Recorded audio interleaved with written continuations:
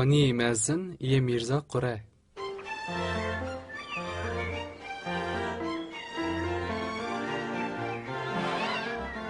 میرزا قره بخانی خو گلکی سر بلنده. لمیرزاستانه ابخانی هری مزن و هری خوشکه. دوی هر کس بکار بله بنیره، هر کس به خوشک بوناوی ببینه. رامانه که منه باش هیه. از برداری بلیتا بفروشم. گلک پره قازنش بکم. از پره گلک حزدکم.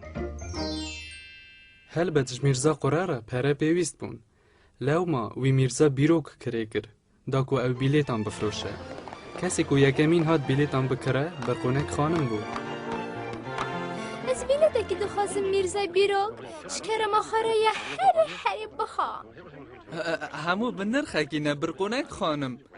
او بده پینسانه نا به پونده کینه نه وصابو واخل من بهای وانج بیر کر دکاوی ده هره بلیتک پوندک نیوه برقونک خانم دیساش کیرا بیرا شرموک خانم هات کری کرن داکو میوانان الخانی وی مزن بگرینه لشرموک خانم او قصی شرموک او ربن بو کو خلبن پلگانی وشارد و میرزا قره نچار ما کو میوانان بخوا بگرینه هایده لاز بکن این گلک تشت هنه میناوان وینه منه بالکش از دریای من از لکشمه سرش چیه از دارستانی من به خوده از هر تشتی دکم بلیتا از دفروشم میوانا از دگرینم گلت تشتنه کو از دکم او از بتنی نکارم دوی هنک هبم وی داری پاکش بکن از گازی کی بکن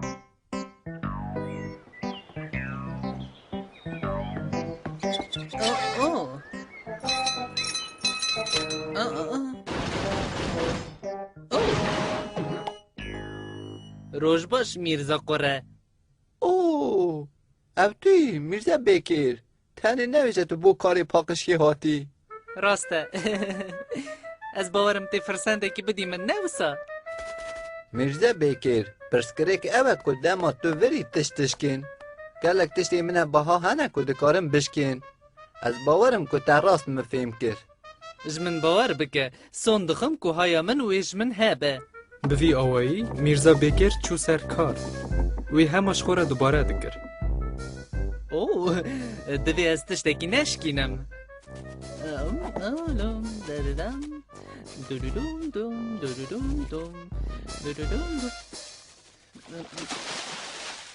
توش میرزا قره را نابیجی نوسا میرزا بکر چه بشانسه تشتک بوینه نهاد لنها او بیتر هاش خوهیه او دشو او پاقش دکر هروها پر آگاه داره دوی از تشتک نشکینم دوی تشتک نشکینم کارک پر باشه میرزا بکر نه بنیره تا چکر آواز و منه هری باش و هری بهایه من او گرد باشه میرزا بکر تو فلتان لیدی ساجی از نکنم باوری خود تبینم دوی از ویداین مجیه که دنی